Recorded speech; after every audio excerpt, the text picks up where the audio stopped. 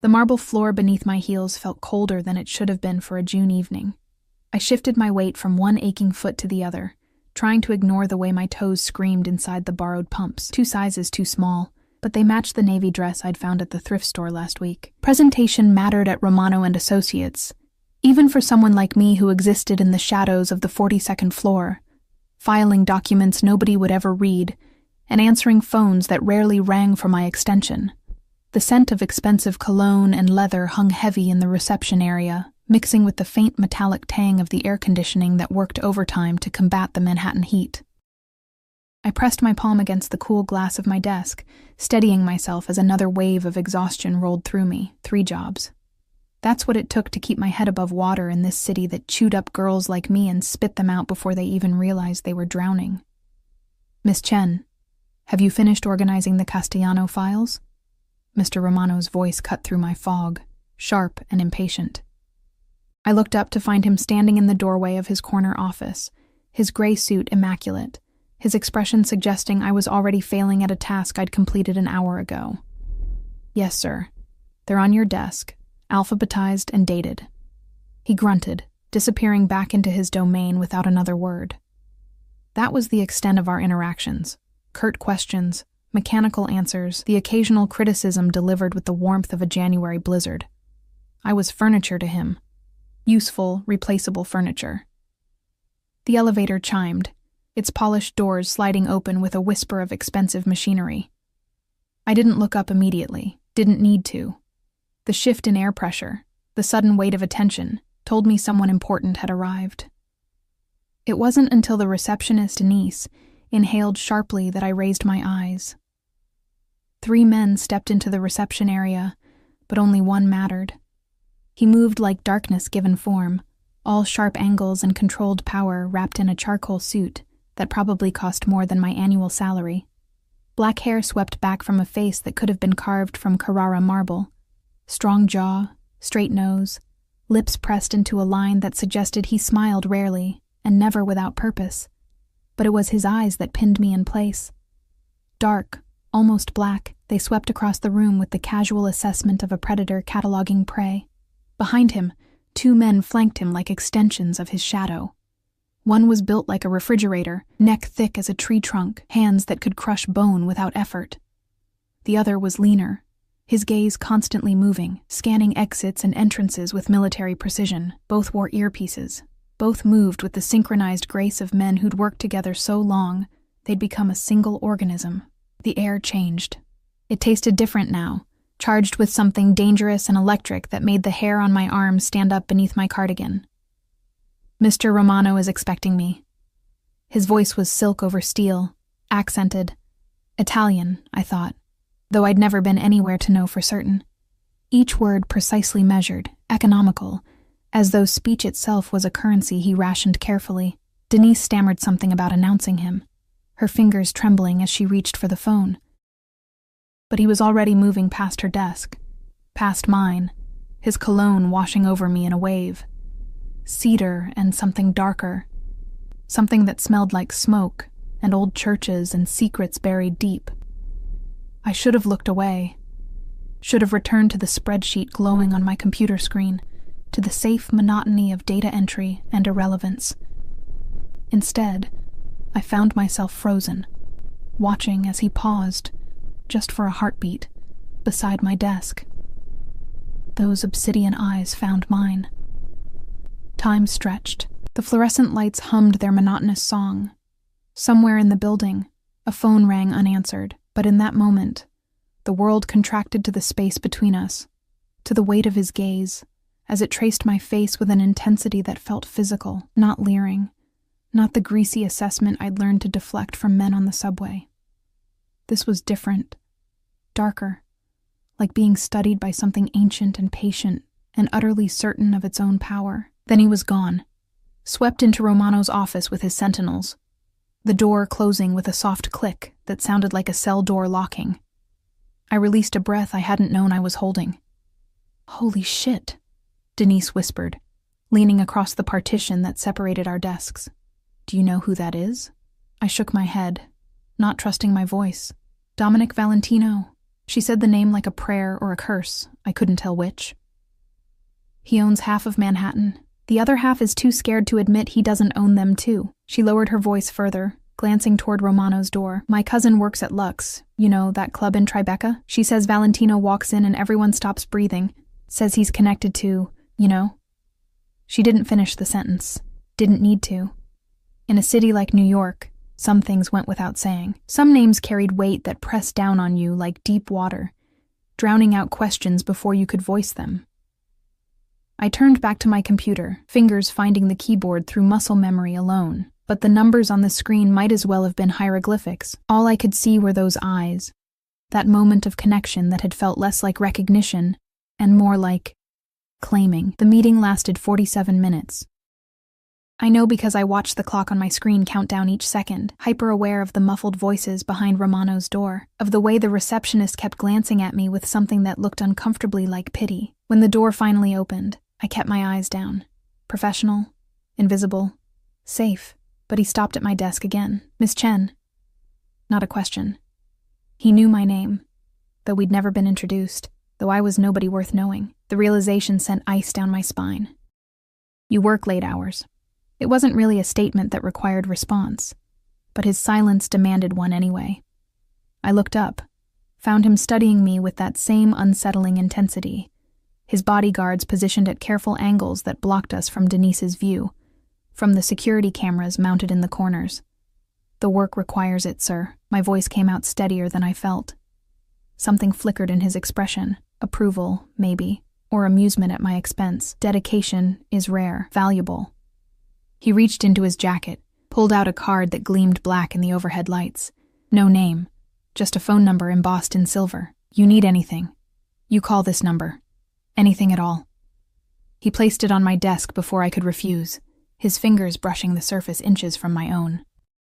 Then he was moving again, his small army falling into formation around him, and I was left staring at a business card that felt heavier than it should, that seemed to pulse with implications I was too naive or too terrified to unpack. The elevator doors closed on Dominic Valentino, and the office released a collective breath. What did he give you?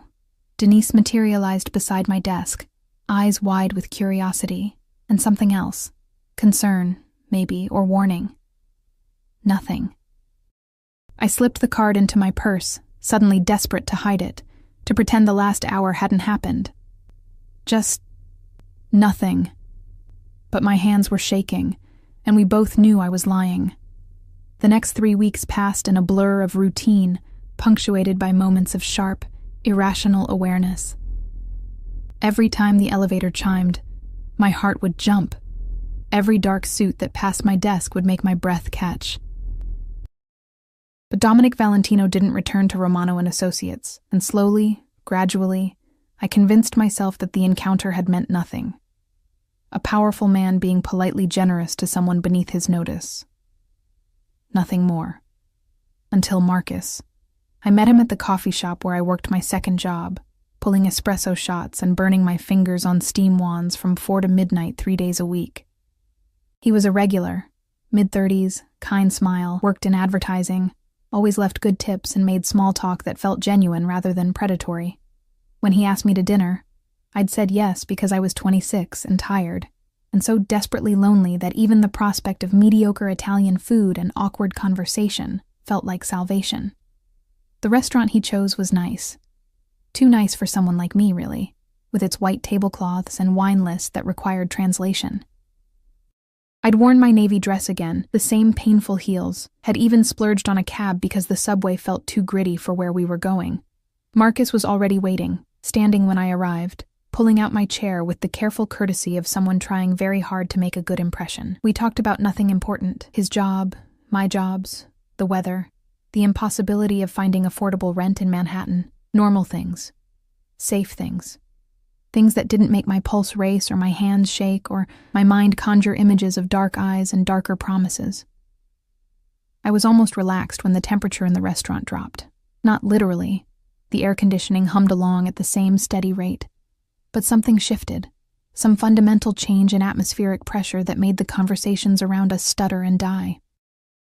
Marcus was mid-sentence, talking about a campaign he was working on, when his words trailed off, his gaze sliding past my shoulder toward the entrance.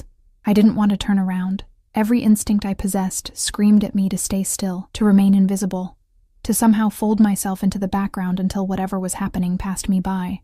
But I could feel him, feel the weight of his attention like a physical touch between my shoulder blades, burning through the thin fabric of my dress. Slowly, dreading what I'd find, I turned in my chair. Dominic Valentino stood in the doorway of the restaurant, flanked by his ever-present shadows. He'd removed his suit jacket, the sleeves of his black dress shirt rolled to his elbows, exposing forearms corded with muscle and marked with ink I couldn't quite make out from this distance. His hair was slightly disheveled, as though he'd been running his hands through it, and there was something in his expression, something cold and terrible and barely contained, that made my blood freeze. He was looking at Marcus the way a wolf looks at something that's wandered too close to its territory. Then his eyes found mine, and the world tilted sideways. The fury in his gaze was a living thing, coiled and deadly, but beneath it lurked something worse. Betrayal. As though I'd committed some unforgivable transgression by sitting across from Marcus in this ambient-lit restaurant with its soft piano music and innocent first-date energy. He moved toward our table with the inevitability of a storm front, his bodyguards creating a buffer zone that made other diners instinctively lean away, conversations dying mid-word. The maitre d' appeared from nowhere, hands fluttering uselessly, but one look from the refrigerator-shaped guard sent him scurrying backward. Miss Chen. My name in his mouth sounded like an accusation. He stopped beside our table, so close I could smell that cedar and smoke cologne, could feel the heat radiating from him despite the careful control in his posture. An unexpected pleasure. It was the least pleasurable thing anyone had ever said to me. Marcus started to stand, some instinct for self-preservation finally kicking in despite his obvious confusion. I'm sorry, do you... Sit. One word. Flat. Absolute. Marcus sat like a puppet with cut strings. My fingers twisted the napkin in my lap, the linen growing damp with sweat. Mr. Valentino, I didn't expect to see you here, clearly. His jaw was tight, a muscle jumping beneath the skin. Those dark eyes swept over Marcus with the clinical assessment of someone deciding exactly how to dispose of a problem, then back to me. And the intensity there made me want to crawl under the table. We need to discuss the Castellano files. Now. It was a lie. A transparent, paper-thin lie. The Castellano files had been handled weeks ago, filed away in Romano's office where they'd probably never be touched again. But something in his tone, in the coiled tension in his shoulders, told me that arguing would be catastrophic. I'm actually in the middle of, now, Miss Chen. Not loud. He didn't need volume. The words landed like stones in still water, creating ripples that spread outward, silencing the entire restaurant. Marcus found his voice, though it emerged thin and uncertain. Listen, buddy. We're just having dinner. The lean bodyguard moved, not threateningly, just a subtle shift in position that put him between Marcus and me, one hand resting casually inside his jacket where I knew, God help me, I knew, something lethal waited. It's okay. I heard myself say the words from somewhere far away, watching this scene unfold like a spectator in my own life. It's work. I'm sorry, Marcus. I should have mentioned I might need to. You didn't mention anything. Dominic's voice sliced through my rambling excuse, sharp as broken glass. He pulled out my chair himself, dismissing Marcus's existence entirely. Come. My car is outside. Every rational cell in my brain screamed at me to refuse, to make a scene, to demand he leave, to cling to this normal date with this normal man who worked in advertising and probably filed taxes on time and had never made anyone disappear in the middle of the night. But I stood, picked up my purse with trembling fingers, avoided Marcus's bewildered gaze as Dominic's hand found the small of my back, possessive, scorching through the thin fabric, and guided me toward the exit. Wait. Marcus half rose again. Should I call you? Are you? No, Dominic didn't even glance back. You will not call her. You will not contact her. You will forget you ever met her. Capisci? The last word emerged in Italian, harsh and final, and I felt Marcus's protest die before it could form. The night air hit me like a slap. humid and thick, carrying the scent of exhaust and distant rain. A black SUV idled at the curb, windows tinted so dark they might as well have been painted. The refrigerator guard opened the rear door, and Dominic's hand at my back became insistent, propelling me forward. "Get in." "I don't—" My voice cracked. "I don't understand what's happening." "You don't need to understand. You need to obey." He leaned closer, his breath warm against my ear, and I felt myself shaking, from fear or something worse, I couldn't tell. "Get in the car, Elena." My first name. He'd used my first name, intimate and terrifying, and something inside me simply broke or surrendered. I couldn't tell the difference anymore. I got in the car. The interior smelled like leather and gun oil, the seats soft enough to sink into.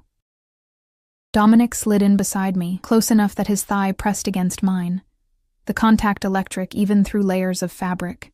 The door closed with the heavy thunk of reinforced metal, sealing us in semi-darkness broken only by the passing streetlights. The driver pulled away from the curb without needing instructions, and I realized with creeping horror that this had been planned. The SUV had been waiting. Dominic had known I'd be at that restaurant, at that time, with that man. He'd been watching me. 3 weeks. His voice came from the darkness beside me, low and dangerous. "I gave you 3 weeks to use that card, to call me, to acknowledge what happened between us. Nothing happened between us." The protest emerged automatically, desperate. "You gave me a business card, that's all." "That's all?" He laughed, bitter and sharp. "Kara, when I give a woman my private number, when I stop at her desk twice in front of witnesses, when I tell her she has value, that is not nothing. That is everything." The SUV turned down a side street, away from the bright avenues, into neighborhoods where streetlights grew sparse and buildings hunched together like conspirators. My heart hammered against my ribs. Rabbit quick. "Where are we going?" "Somewhere we can talk without interruption. Without some advertising executive with soft hands and softer spine, thinking he has any right to touch what's mine." "I'm not yours." The words came out weaker than I'd intended, undermined by the tremor in my voice. He shifted, and suddenly his hand was on my chin, fingers firm but not painful, turning my face toward him. In the dim light, his eyes were fathomless, pupils blown wide, and I could see the rigid control he was exercising over himself. Could see it in the tension in his jaw, the careful deliberation of his movements. "You became mine the moment you looked at me in that office, the moment I saw you, exhausted, proud, wearing shoes that don't fit because you're too stubborn to admit you can't afford better ones. Working yourself to death for people who don't even know your name." His thumb brushed my lower lip, and I gasped despite myself. "You think I don't know about your 3 jobs? Your studio apartment in Queens with the broken radiator? The student loans you're drowning under? How do you—" Terror crystallized into something sharp and specific. "You investigated me? I protect what's mine. Matter of fact. Unapologetic. And you needed protecting, even if you were too foolish to realize it." The SUV stopped. We were somewhere in the meatpacking district, I thought, though the darkness and disorientation made it hard to be certain. An unmarked door in a brick building, a single security camera angled downward, no signs or identifying marks. The refrigerator guard opened my door, and Dominic's hand returned to my back, guiding me out onto the sidewalk. My heels clicked against concrete that gleamed wet from earlier rain, and I had the wild, irrational thought that this was it. This was the moment I disappeared into one of those true crime podcasts I'd secretly listened to during late-night subway rides. But the interior of the building contradicted my fears. Hardwood floors, exposed brick, industrial lighting that cast everything in warm amber, a freight elevator with brass fixtures that gleamed like old gold. Dominic pressed the button for the top floor, and we ascended in silence heavy enough to suffocate. The penthouse, because of course it was a penthouse, was sparse but expensive. Floor-to-ceiling windows overlooking the Hudson, minimal furniture that probably cost more than my car would have if I'd owned a car. Art on the walls that I vaguely recognized from museum visits in college. Everything in shades of gray and black and deep burgundy, like living inside a bruise. "Drink."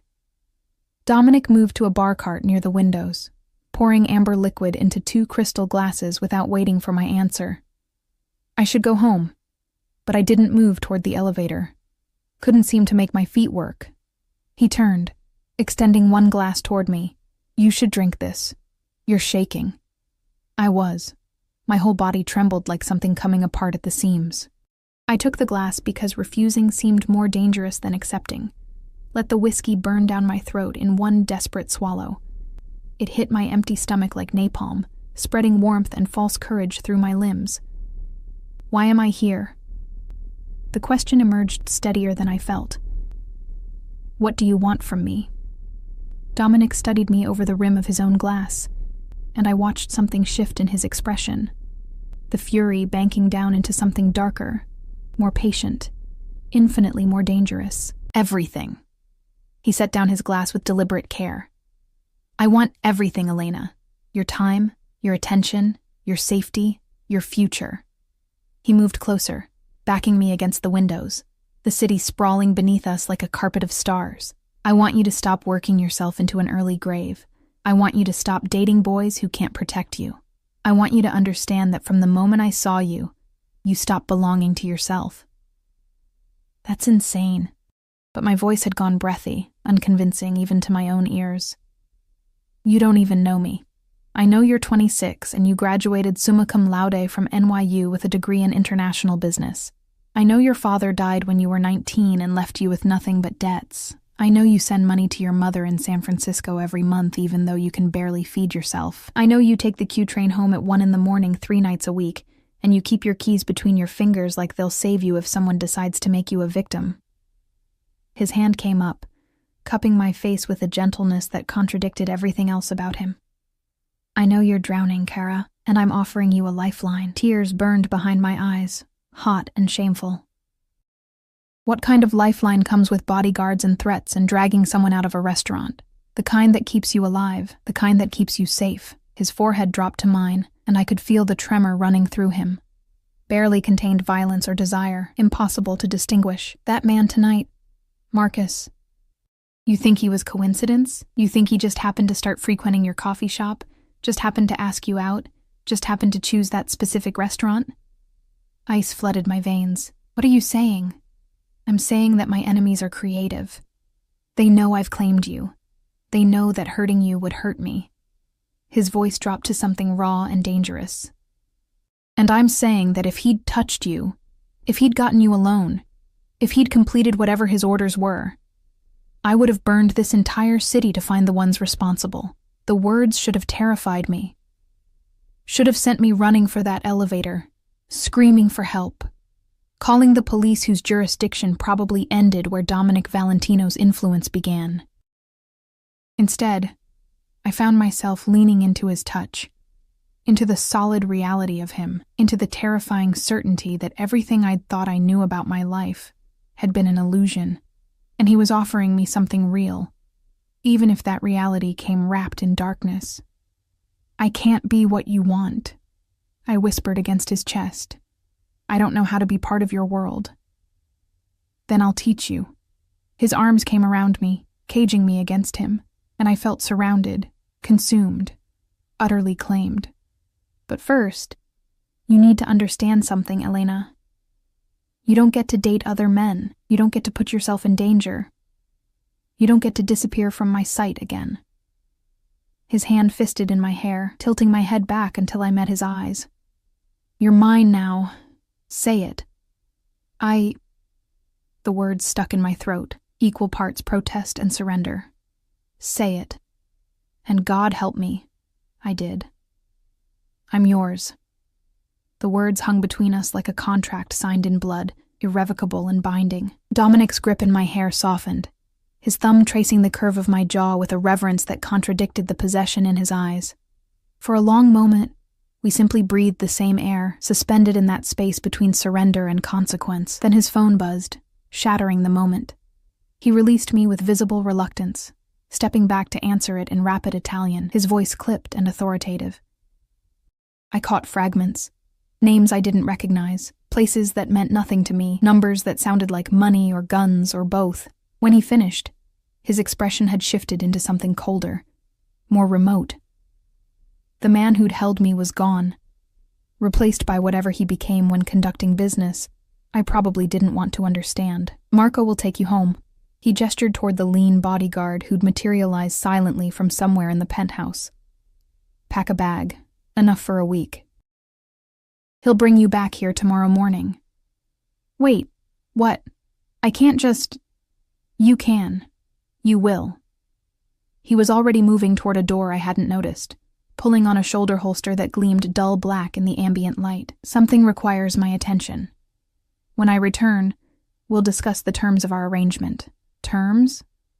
This isn't a business deal." He crossed back to me in 3 strides, caught my face between his palms, and kissed me. Hard, claiming, a brand that seared itself into my consciousness and left me gasping when he pulled away. "Everything is a business deal, Kara. The sooner you understand that, the easier this becomes, then softer, almost gentle. Trust me. Let me keep you safe. Let me give you the life you deserve instead of the one you're killing yourself to maintain." And then he was gone, the refrigerator guard following, leaving me alone with Marco and the dizzying realization that my life had just been dismantled and rebuilt, according to specifications I'd never agreed to. Marco drove me home in silence, the SUV gliding through late-night traffic like a shark through dark water. My studio apartment in Queens looked even more pathetic through his eyes. The peeling paint, the flickering hallway light, the smell of someone else's cooking seeping through thin walls. He waited in the hallway, hands clasped, while I stuffed clothes into my worn duffel bag with shaking fingers. What was I doing? What had I agreed to? But beneath the fear, something else stirred, something that felt dangerously like relief. Morning came too quickly, and not quickly enough. Marco collected me at 8, wordless and efficient, and drove me back to the meatpacking district through streets that looked different in daylight. Less menacing, almost ordinary. The penthouse, too, seemed changed. Sunlight streamed through those massive windows, illuminating details I'd missed in last night's darkness. Photographs on a shelf, books in Italian and English, a kitchen that looked actually used rather than decorative. And Dominic, standing by the windows with a phone pressed to his ear, still wearing last night's clothes. He looked exhausted, hair disheveled, stubble darkening his jaw, but somehow even more dangerous for the wear. When he saw me, something in his expression eased. He ended his call mid-sentence. "You came. Did I have a choice?" But there was no heat in the question. We both knew I'd chosen this the moment I'd gotten in his car last night. There's always a choice, Elena. You could have run, called the police, disappeared into one of those women's shelters you probably researched at 3 a.m. when you couldn't sleep. He moved toward me, and I caught the scent of gunpowder beneath his cologne. Faint, but unmistakable. But you didn't. You're here. Why? Because I was tired. Because 3 jobs and student loans and a future that looked like drowning had worn me down to nothing. Because when he'd held me last night, I'd felt safer than I had in years, despite every logical reason to feel the opposite. Because some broken part of me wanted to be claimed. "I don't know," I whispered. "Yes, you do." He reached for my bag, setting it aside before taking my hands in his. They were warm, calloused, marked with scars I wanted to trace and understand. "You know exactly why. You just don't want to admit it yet." A woman appeared from the kitchen, older, severe-looking, dressed in elegant black. She surveyed me with sharp eyes that missed nothing, then spoke to Dominic in Italian. He responded in the same language, his tone deferential in a way I hadn't heard from him before. "This is Julia," he told me, switching to English. "She manages my household. She'll help you settle in, show you where everything is. Anything you need, you ask her." "I'm not moving in." "Yes, you are." He cupped my face, forcing me to meet his eyes. "Your studio apartment is no longer safe. Marcus wasn't the only one watching you. Until I've eliminated the threat, you stay here, under my protection. Non-negotiable. My jobs are over, all 3 of them. I've already made arrangements." At my expression of pure panic, He softened fractionally. You'll work for me. Officially. Salary, benefits, everything legitimate. Romano is expecting your resignation this morning. Julia has already drafted it. You can't just... I can. I have. This is happening, Elena. Fight me if you need to, but understand that I will win. I always win when it comes to protecting what's mine. Julia said something else in Italian, sharper this time, and Dominic actually smiled, a real smile that transformed his face from marble into something almost human. He replied in that same language, then turned back to me. She says I'm scaring you. She's probably right. His thumb brushed my cheekbone. But fear is honest. Fear means you understand the situation. That's good. That keeps you careful. He kissed my forehead, lingering, breathing me in like he needed to memorize my scent. Then he was moving away, shrugging into a fresh jacket that Julia had apparently retrieved from somewhere. Checking a gun I tried very hard not to look at directly. I have business. I'll return tonight. Julia will take you shopping. You need clothes, proper shoes, whatever else you want.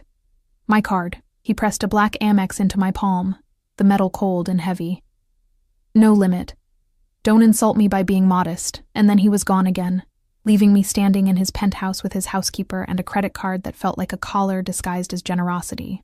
Julia spoke limited English, but her meaning came through clearly enough. She showed me the guest room, my room now, apparently, with its king-sized bed and adjoining bathroom and closet bigger than my entire former apartment. She unpacked my pathetic duffel with the efficiency of someone who'd seen worse, hanging my thrift store clothes among empty hangers that seemed to mock their inadequacy. Then she handed me espresso in a tiny cup, strong enough to strip paint, and gestured for me to follow. The shopping trip was surreal. We went to stores I'd only ever walked past, where salespeople materialized like genies and price tags were discreetly absent. Julia directed everything with the authority of a general commanding troops. Dresses, pants, blouses, shoes that actually fit, undergarments made of silk and lace that felt like sin against my skin. I tried to protest, to set limits, but she simply waved the Amex like a magic wand that obliterated objections. Dominic wants, she said in her fractured English. You accept, is simple. But it wasn't simple. Every purchase felt like another link in a chain I was forging around myself. Every beautiful thing, and they were beautiful, devastatingly so, felt like a gilded bar in a cage I couldn't quite see yet. We returned to the penthouse laden with bags and boxes, and Julia immediately set about preparing lunch. Real food, pasta, and fresh bread and vegetables that hadn't come from a can. I sat at the kitchen island, watching her work, trying to process the last 24 hours. How long have you worked for him? I asked. She paused, considering her words carefully. Many years, since he was boy. I know his mother. Something complicated crossed her face. He is good man, dangerous man, but good, protects family, protects what matters. I'm not family.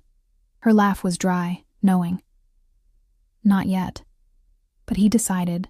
When Dominic decides is finished, you are his now. The words should have sparked rebellion. Instead, they settled into my chest like stones, heavy and permanent. That afternoon, I tried to make sense of my new reality. I called my coffee shop, stammered through an excuse about a family emergency, and needing to quit immediately. My manager was surprisingly understanding, which made me wonder if Dominic's influence had reached there too. My other jobs, the weekend retail position, the data entry I did from home, dissolved with similar ease, as though my old life was made of paper and someone had simply crumpled it up and thrown it away. I called my mother, told her I'd gotten a new position, that I'd be busy for a while, that I'd call soon. Lied with a smoothness that surprised me. Her relief at hearing I wouldn't be working 3 jobs anymore made guilt twist in my stomach. By evening, I was exhausted from anxiety rather than physical labor, a different kind of tired, more insidious. Julia had prepared dinner and then departed, leaving me alone in the penthouse with instructions in broken English that Dominic would return late, that I should eat, that I should rest. I did neither. Instead, I stood by those massive windows and watched the city light up like a constellation fallen to earth, wondering where he was, what he was doing, whether the gunpowder I'd smelled this morning had been from last night or something more recent. The elevator chimed at 11. Dominic entered like a storm that had exhausted itself. Slower than usual, the carefully controlled violence dimmed to something closer to mere exhaustion. His jacket was gone, his shirt partially unbuttoned, dried blood on his knuckles that he hadn't bothered to wash off. He stopped when he saw me, just stood there, drinking in the sight of me in his space, wearing one of the new dresses Julia had insisted on. Simple black, nothing special, but the way his eyes darkened told me it was enough. "You're still awake." I couldn't sleep. I moved toward him without conscious decision, my body responding to something my brain hadn't caught up with yet. "Are you hurt?" "This isn't mine." He held up his bloodied hand dismissively. "The problem has been handled." I didn't ask what problem, didn't want to know. Instead, I took his hand, led him to the kitchen sink, ran warm water over his knuckles until the blood swirled away down the drain. He let me tend to him, standing utterly still except for the rapid pulse I could feel in his wrist. "You don't have to do this," he said quietly. "Julia, I want to." And I realized with dawning horror and something else that I meant it, that some instinct I didn't understand wanted to care for this dangerous man, to be the softness in his hard-edged world. When his hands were clean, I dried them carefully with a dish towel. He caught my wrist, pulled me against him, buried his face in my hair. "I killed someone tonight." His voice was muffled, raw. "The man who sent Marcus, the one who thought he could use you to get to me." He pulled back, forced me to meet his eyes. "I want you to understand what that means, what I am, what being with me means. I understand. Do you?" His grip tightened. "Do you understand that anyone who looks at you wrong, who threatens you, who even thinks about hurting you, I will destroy them? That there is no limit to what I'll do to keep you safe? That you've become the most dangerous weakness I've ever allowed myself?" The confession hung between us, raw and bleeding. I should have been horrified, should have recognized this for the obsession it was, the possessive madness that would consume us both. Instead, I kissed him. He responded like a man starving, one hand fisting in my hair, the other spanning my waist, crushing me against him until I couldn't tell where I ended and he began. The kiss was brutal, desperate, tasting of violence and need, and something that might have been surrender from us both. When we broke apart, both gasping, his forehead rested against mine. "Say it again," he demanded. "Say you're mine." "I'm yours." Easier this time. Almost true. "And I'm yours, Kara. Every dark, damaged, dangerous piece of me. Yours." It was a vow and a warning, and a promise of destruction, and I accepted it with eyes wide open. The days bled into each other with a rhythm I'd never known before. Languid mornings in silk sheets that cost more than my former monthly rent. Afternoons learning the geography of Dominic's world. Evenings that belonged to him entirely. Julia became my unlikely guide, teaching me things I'd never needed to know. Which fork to use at formal dinners, how to move through rooms full of dangerous men without drawing the wrong kind of attention, which questions to never ask. "You see nothing. You hear nothing. You speak nothing," she instructed during our third day together, her English improving when the subject matter demanded clarity. "This is how you stay safe. This is how you stay alive." But Dominic wanted the opposite. He wanted me to see everything, to understand exactly what he was, as though my acceptance might somehow absolve him. Late at night, when exhaustion stripped away his carefully maintained control, he'd tell me things about territory disputes and old vendettas, about the weight of a name like Valentino, and what it meant to carry it in a world where tradition and blood mattered more than law. "My father built this empire on corpses," he said one night, his head in my lap as I ran my fingers through his hair. We were on the penthouse balcony, the city spread below us like a kingdom he ruled from the shadows. He believed in the old ways, omerta, respect, family above everything. His voice went hard. And then he was murdered by someone he considered a brother, someone he trusted. My fingers stilled. "How old were you?" 17. Old enough to inherit, too young to know what that inheritance would cost. He caught my hand, pressed it against his chest where I could feel his heartbeat. Steady, relentless. I spent the next decade finding everyone involved, Every man who pulled a trigger, who drove a car, who even knew it was going to happen and said nothing. Do you want to know what I did to them? No, the answer came quickly, instinctively. Some things, once known, couldn't be unknown. He smiled against my palm, bitter and knowing. Smart girl. But you need to understand, that capacity for violence, that need for absolute control, it doesn't turn off. It's who I am, what I am. And now you're part of that, I know. Do you? He sat up, turning to face me fully. The city lights cast his face in sharp relief, all angles and shadows. Because in 3 days, you're going to meet my family, my mother, my sisters, my cousins, the whole Valentino machine. And they're going to look at you and see exactly what you are, a poor Chinese girl from Queens who worked 3 jobs to survive. They're going to question why I've claimed you. What you could possibly offer that their carefully selected debutantes couldn't. The words stung despite his matter-of-fact delivery. Then why have you claimed me? Something shifted in his expression. Vulnerability breaking through the hardness like light through cracks. Because when I look at you, I see someone who understands what it means to fight, to sacrifice, to carry weight that would break other people. His hand cupped my face with devastating gentleness. You remind me that strength isn't just about power and fear. Sometimes it's about getting up every morning and choosing to keep going even when everything in you wants to quit. Tears burned behind my eyes. I'm not strong. I'm terrified. Of you, of this world, of what I'm becoming. What you're becoming is mine, completely, irrevocably mine. And I will burn down anyone who makes you feel less than extraordinary. He kissed me then, slow and deep, tasting like whiskey and dark promises. Let them question. Let them judge. You're wearing my protection now, Kara. That makes you untouchable. But 3 days later, standing in the marble foyer of the Valentino estate in Westchester, I felt anything but untouchable. The house, mansion really, sprawled across manicured grounds like something from a different era. Old money and older blood, the kind of establishment that had seen generations of power consolidate and corrupt. Dominic's hand at the small of my back was the only thing keeping me from fleeing back to the SUV. Breathe, he murmured against my ear. They're going to love you. You're a terrible liar. His laugh was low, genuine. Yes, but they'll respect you. That's more important. The door opened before we could knock, revealing a woman who could only be Dominic's mother. She had his eyes, that same dark intensity, but softened by age and what looked like carefully maintained composure. Her gaze swept over me with the precision of a jeweler appraising a stone of questionable origin. Mama. Dominic kissed both her cheeks, his deference clear. This is Elena Chen. Elena, my mother, Isabella Valentino.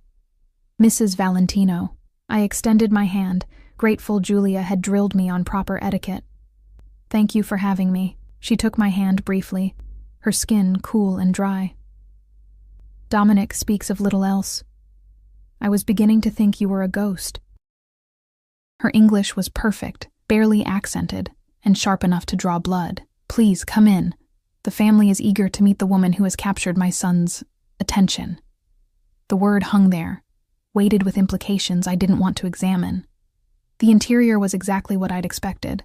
Antiques and oil paintings, marble and mahogany, the kind of understated wealth that didn't need to announce itself. Voices carried from somewhere deeper in the house. Italian mixing with English, laughter that sounded both warm and dangerous. We entered what Isabella called the salon, and conversation stopped. 20 pairs of eyes turned toward us.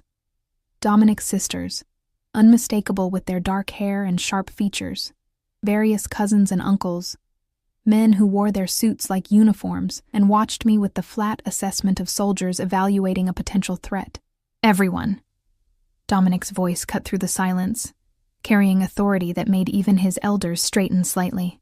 This is Elena. She's under my protection. Treat her accordingly. It was both introduction and warning, and the room understood. The women moved forward first, his sisters, younger than him by several years, beautiful in that casually devastating way that came from good genes and better skincare. They kissed my cheeks, murmured welcomes that sounded sincere enough, but I caught the glances they exchanged. the silent conversations happening in the spaces between words. Dinner was an exercise in survival. I sat at Dominic's right hand, a position of honor that wasn't lost on anyone, and navigated courses I couldn't pronounce while fielding questions designed to expose my inadequacy. Where did I go to school? What did my family do? How did Dominic and I meet? I answered honestly. NYU on scholarship. My father had been a restaurant manager before he died. We'd met through his business with Romano and Associates. Each answer seemed to confirm their suspicions. I was nobody. Nothing. A temporary fascination who'd be replaced once Dominic remembered his station. But Dominic's hand found mine beneath the table, squeezing reassurance. And when his cousin, a sharp-faced man named Luca, made a comment in Italian that brought knowing smirks to several faces, Dominic's response was ice. In English, cousin. Elena is family now. We don't exclude family. Luca's smirk faded. I was merely commenting on how refreshing it is to see you with someone so different from your usual type. My usual type was chosen by matchmakers concerned with bloodlines and business mergers. Dominic's voice could have frozen wine. Elena, I chose myself. That should tell you everything you need to know about her value. The table went silent. Isabella's fork paused halfway to her mouth. One of Dominic's sisters, the youngest, I thought her name was Gabriella, looked like she was trying not to smile. Dominic, Isabella said carefully, you cannot mean... I mean exactly what you think I mean. He turned to me, and something in his expression made my breath catch. Elena has agreed to be my wife. The engagement will be announced next month. The room erupted. I sat frozen, his words echoing in my head. Wife, engagement, next month. We'd never discussed this, never even hinted at it.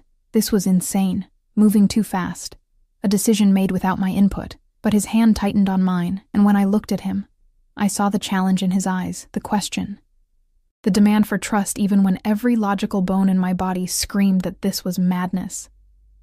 You should have consulted the family first, Luca was saying, his voice tight with poorly concealed anger. This kind of alliance requires approval. I don't require approval. Dominic's words fell like stones. I'm telling you out of respect for tradition, not asking permission. Elena will be my wife. Anyone who has a problem with that can address it with me, privately. The threat was unmistakable. Several of the men exchanged glances, some calculation happening that I couldn't read. Isabella looked like she'd bitten into something unexpectedly bitter. Only Gabriella seemed delighted, raising her wineglass with a grin. Well, I think it's romantic, and God knows this family could use some new blood before we all turn into the same person. A few nervous laughs, and gradually, conversation resumed. But the damage was done. Lines had been drawn. Dominic had declared his intention, and I understood with sinking clarity that I'd just been dragged into something far bigger than a penthouse romance. The ride home was silent. Dominic stared out the window, jaw tight, while I processed the magnitude of what had just happened. When we finally entered the penthouse, he poured himself 3 fingers of whiskey and downed it in one swallow. You're angry, he said without turning around. You think? My voice came out sharper than intended. You just announced our engagement without ever actually, proposing, without asking if that's what I wanted, without, do you want to go back? He spun to face me, and I saw the raw need in his expression, the desperation beneath the control. Do you want to return to those 3 jobs? That apartment, that life where you were invisible and exhausted and alone? Because I can arrange that. I can make it like we never met. You'll be safe, protected from a distance, but free. That's not. Or you can stay. Be my wife. Let me give you everything. Safety, comfort, purpose, a family that will eventually accept you because they'll have no choice. Let me love you the only way I know how, which is completely and obsessively and probably not healthily. He crossed to me, caught my face between his hands. I know I'm a bastard for doing it this way. I know I should have asked, should have courted you properly, should have given you the romance you deserve instead of making declarations at family dinners like your territory I'm claiming. I am territory you're claiming, I whispered. Yes, no apology in the word. But you're also the first thing in 15 years that's made me feel like something other than my father's ghost. You're the first person who looks at me and sees Dominic before seeing Valentino. And I'm selfish enough, possessive enough, broken enough to trap you in my world. Because the alternative, letting you go, would kill something in me I didn't know still existed. His forehead pressed to mine, and I felt him trembling. This powerful, dangerous man who killed without hesitation, shaking like a child afraid of abandonment. "Say yes," he breathed. "Marry me. Let me spend the rest of my life proving I can be worthy of you, even though we both know I'm not. Let me protect you and possess you and probably drive you insane with my need to control everything. Just say yes." It was the worst proposal in the history of proposals. Coercive and possessive and completely lacking in the romance every girl supposedly dreamed of. And yet, yes. The word escaped before I could stop it, and I watched relief crash over his features like a wave. "Yes, I'll marry you, but on one condition. Anything. You never make decisions about my life without talking to me first again. I'm not a chess piece you move around your board. If we're doing this, if I'm really going to be your wife, then you treat me like a partner, not property." Something like admiration flickered in his eyes. "Deal. Though I should warn you, old habits die hard, then I'll kill them myself." I surprised us both with the fierceness in my voice. "I might have agreed to be yours, Dominic, but that means you're mine too. And I protect what's mine." His laugh was raw, genuine, transforming his face into something almost beautiful. "God help anyone who underestimates you, cara mia." He kissed me then, and it tasted like promises we'd probably break, and futures we'd fight for, and a love that would likely destroy us both. But for the first time since my father died, I felt like I belonged somewhere, even if that somewhere was wrapped in darkness and blood and beautiful, terrible obsession. The engagement ring appeared 2 days later, a stunning emerald flanked by diamonds, set in platinum that caught the light like captured fire. Dominic slid it onto my finger over breakfast, casual as though he was passing the salt, but I caught the tension in his shoulders, the way he watched my face for reaction. "It was my grandmother's," he said quietly. "She was the only one in the family who married for love instead of strategy. My grandfather gave her this the day after he decided she was worth more than the alliance her father offered." His thumb traced the stone. "She wore it for 60 years. Never took it off, even when he died. Said it reminded her that some things are worth fighting for." I stared at the ring, at the weight of history and expectation it carried. What if I'm not worth fighting for? Then I've already lost the only battle that matters. He lifted my hand, pressed his lips to my knuckles just below the ring. "But you are, Elena. You're worth everything." The next weeks moved with dreamlike intensity. Julia transformed into a drill sergeant, preparing me for the life I'd inherited. Italian lessons, because the family switched languages deliberately when they wanted to exclude outsiders, and I would not be an outsider. Etiquette beyond what she'd already taught me. The histories and hierarchies of families allied with the Valentinos, the ones at war with them, the delicate neutral parties who could shift allegiances with a single insult. "You represent him now," she said one afternoon, correcting my posture for the 100th time. "How you dress, how you speak, how you carry yourself, all of this reflects on Dominic. His enemies will look for weakness. You cannot give them any." But the real education came from Dominic himself, in those late-night hours when exhaustion stripped away his filters. He taught me to read the room at business dinners, to identify who held real power versus who merely postured. He showed me the scars he carried: bullet wound in his shoulder from a territorial dispute 3 years ago, knife slash across his ribs from an assassination attempt when he was 21, the burn marks on his forearm from something he wouldn't discuss except to say the men responsible died screaming. "You need to understand what you're marrying into," he said, tracing my collarbone with fingers that could kill but touched me like porcelain. "This life, it's not just luxury and protection. It's constant vigilance. It's knowing that people will smile at you while planning your destruction. It's accepting that the man you love will sometimes have blood on his hands, that no amount of washing will cleanse." I know. And I did. The naivety I'd carried into his world had burned away, replaced by something harder, more clear-eyed. "I'm not afraid anymore. You should be." But he kissed me anyway, deep and desperate, like he was trying to consume the parts of me that remained untainted by his darkness. The wedding was planned for October, small by Valentino standards, but still over 200 guests, each one carefully selected for political or strategic value. Isabella had taken over most arrangements with the efficiency of a general marshalling troops, and though she remained coolly polite to me, I caught moments of something softer, approval maybe, when I handled a confrontational cousin with grace, or genuine warmth when I brought her tea without being asked, remembering from Julia that she preferred jasmine in the afternoons. But not everyone in the family had accepted my presence. Luca, especially, watched me with barely concealed hostility. I caught him in conversation with other cousins more than once, voices dropping when I approached, glances that lingered too long and held too much calculation. "He's planning something," I told Dominic one night, 3 weeks before the wedding. We were in his study, my study too now, the one room in the penthouse he'd completely reorganized to accommodate my presence. My books shared shelves with his ledgers. My laptop sat beside his firearms, my presence seeping into his spaces until we'd become inextricably tangled. I know. He didn't look up from the documents he was reviewing, but his jaw tightened. Marco has been monitoring him. Whatever move he's planning, he'll make it soon. He knows once we're married, touching you means war with the entire organization. So I'm bait. The words came out flat, resigned. No. His head snapped up, eyes fierce.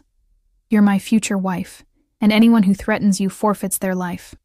Luca included, blood or not. But I could see the tension in him, the weight of choosing between family loyalty and the woman he'd claimed. It was tearing him apart, even if he'd never admit it. The confrontation came 5 days before the wedding, at what was supposed to be a simple family dinner at the estate.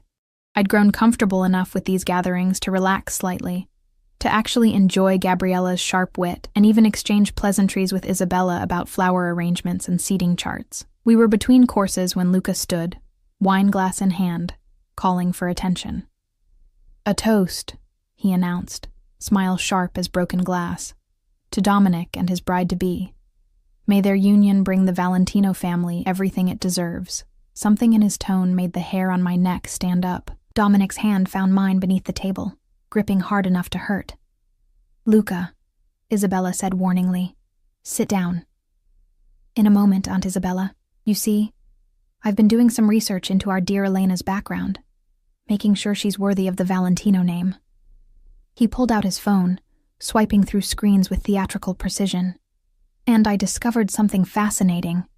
Elena's father, before his unfortunate death, had quite the gambling problem, owed money all over Chinatown. Money to some very interesting people. Ice flooded my veins. My father's debts had been the reason I'd worked myself to exhaustion, trying to clean up the mess he'd left behind. But I'd thought that history was buried, irrelevant to my new life. Among his creditors, Luca continued, voice dripping false sympathy, was a man named Tommy Wu, small-time operator, mostly loan sharking and protection rackets. Not someone the Valentinos would normally notice, except... He paused for maximum effect. Except that 3 months ago, Tommy Wu made contact with the Calabrese family, our enemies, and they've been very interested in any leverage they might have over us. Dominic was on his feet before I could process the words, moving around the table with deadly intent. But Luca held up a hand, still smiling that terrible smile. "I'm not finished. You see, Elena's father didn't just owe Tommy Wu money. He owed him a favor, a big one. And when he died without paying, that debt passed to his daughter." He turned those shark's eyes on me. "Which means, dear cousin, that your fiancée is technically owned by a man who's now working with our enemies. She's a liability, a weapon they can activate whenever they choose."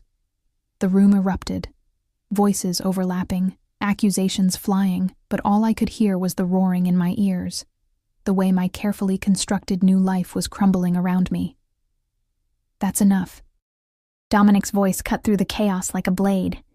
He'd reached Luca, one hand fisted in his cousin's shirt, lifting him slightly off his feet.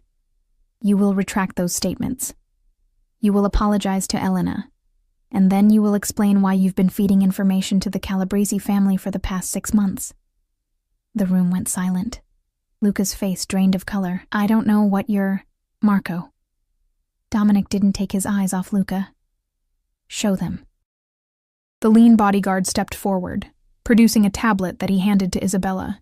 She scrolled through whatever evidence it contained, her expression growing colder with each passing second.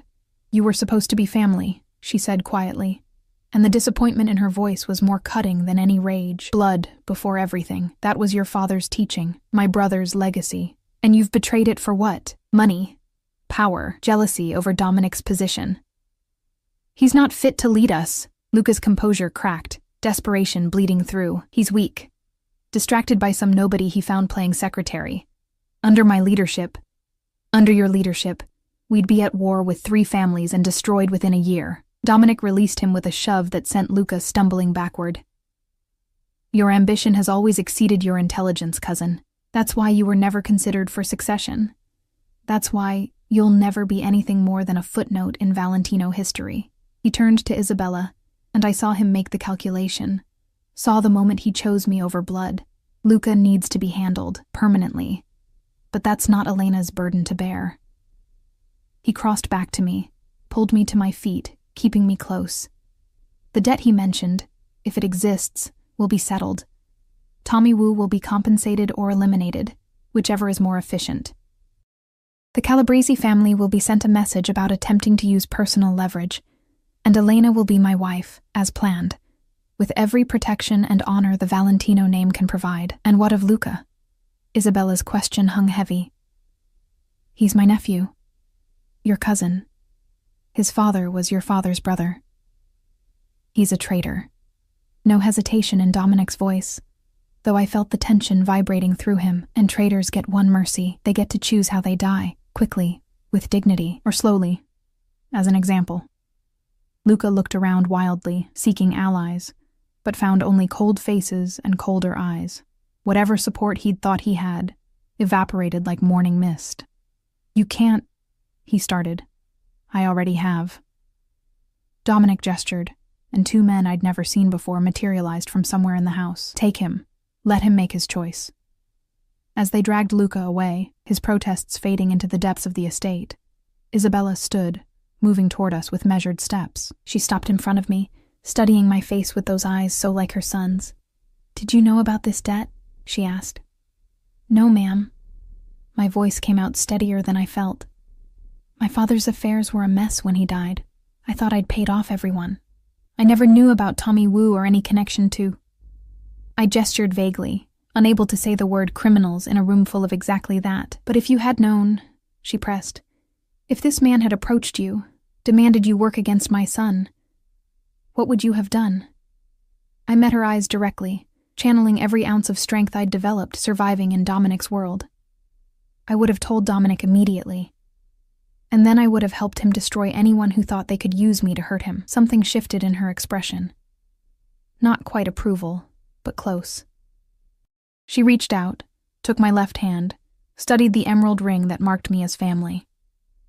My mother-in-law wore this ring through 3 attempts on her life, 2 miscarriages, and the murder of her firstborn son, Isabella said quietly. She wore it through poverty and wealth, through wars and peace, through every dark moment this family endured. Do you understand what it means to wear it? It means I'm his, I said simply. Completely. And he's mine. And anyone who tries to break that will answer to both of us. She smiled then. Small, genuine, the first real warmth she'd shown me. Perhaps you are worthy of the Valentino name after all. She turned to Dominic. Finish this. Clean it up. And then marry this girl before she comes to her senses and runs. The wedding took place on a perfect October afternoon, sunlight streaming through the cathedral windows like benediction. I wore ivory silk that cost more than my old car would have, held a bouquet of white roses that Gabriella had insisted matched my skin tone, and walked down an aisle lined with people who could destroy lives with phone calls. But all I saw was Dominic, waiting at the altar in a charcoal suit, his eyes locked on me with an intensity that would have terrified me 6 months ago. Now it felt like coming home. The ceremony was traditional, the words ancient, spoken in Latin that I'd learned phonetically for this moment. When the priest asked if anyone objected, the silence was absolute. Luca's absence a ghost that haunted the edges, but didn't speak. And when Dominic kissed me, sealing our union before God and the most powerful criminal organization on the East Coast, I tasted our future, dangerous and beautiful, and entirely ours. The reception was extravagant, excessive, exactly what Isabella had envisioned. We danced the traditional first dance, Dominic holding me like I might shatter, whispering promises against my ear that made me blush despite the crowd watching. "I will spend every day proving you made the right choice," he murmured. "I will give you safety, comfort, love. Everything I have is yours." "I don't want everything," I whispered back. "I just want you, the real you, not the performance." "Then you have me." His arms tightened. "For better or worse, mostly worse, knowing my life. I can handle worse, and I could." The girl who'd worked 3 jobs and worn shoes 2 sizes too small had been forged into something stronger, something that could stand beside a king of shadows and not flinch. Later, when the party had wound down and we'd escaped to the penthouse, our penthouse now, truly shared, Dominic carried me over the threshold with reverence that contradicted his usual controlled violence. "Mrs. Valentino," he said, testing the words. "My wife, your partner," I corrected. "Your equal, your choice. My everything." He set me down gently, cupped my face with hands that had killed, but held me like salvation. "I don't deserve you, Elena. I probably never will. But I swear on my father's grave, on the Valentino name, on everything I am, I will spend my life trying, then we're even," I said softly. "Because I don't deserve a man who looks at me like I'm worth burning the world down for. But here we are, he echoed. And then quieter. Luca made his choice. It was quick, painless, more mercy than he deserved, but he was family once. That had to mean something. I understood what it cost him to say that, to admit the burden of that choice. I pulled him down to me, kissed him with all the acceptance I could pour into the gesture. "We protect what's ours," I whispered against his lips. "That's what you taught me. That's what we do.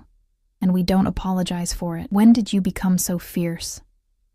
But he was smiling, that rare, genuine smile that transformed his face. The moment a dangerous man dragged me out of a restaurant and made me his. I began unbuttoning his shirt, slow and deliberate. "Now stop talking and show your wife exactly what she signed up for." He did.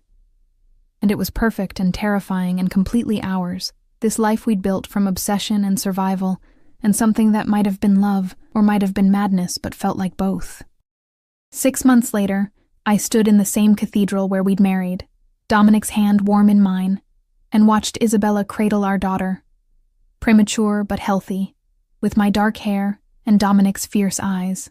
"She has your stubbornness," Isabella said, something like affection softening her features. "God help us all. And his possessiveness," I added, watching how even as a newborn, she clutched at her grandmother's finger with surprising strength. "We're going to have our hands full." Dominic wrapped his arms around me from behind, chin resting on my shoulder. "Sofia Isabella Valentino," he murmured, "our daughter. Our future. Our hope," I corrected softly. "That this world can be better than the one that made you. With you as her mother, it will be." He turned me in his arms, kissed me softly. "Thank you." "For what?" "For saying yes that night, for trusting me despite every reason not to, for being strong enough to stand beside me instead of cowering behind me, for giving me a family worth protecting instead of an empire worth destroying." His forehead pressed to mine, "For making me more than my father's ghost." I kissed him back, pouring 6 months of survival and triumph and hard-won partnership into it. Around us, the cathedral hummed with life, Gabriella cooing at her niece, Isabella actually smiling, guards stationed at every exit, because even joy required protection in our world. "I love you," I said, simple and true. "Even when you're insufferable and possessive and make unilateral decisions that drive me crazy, I love you," he returned. "Even when you challenge me in front of the family and refuse to let me fight your battles and insist on being treated like an equal instead of a treasure to be locked away." Good. I glanced at our daughter, at the life we'd created from darkness and obsession, Because we're in this together, for always. For always. He agreed. And standing there, in the cathedral where we'd bound ourselves together, surrounded by family that had learned to accept me and a daughter who would grow up knowing she was loved fiercely and protected absolutely, I understood something fundamental. This life would never be easy, would never be safe, would always carry the weight of violence and secrets and choices that haunted dark hours. But it was mine. Ours. Built from ashes and obsession and two broken people who'd somehow made each other whole, and that was enough. That was everything.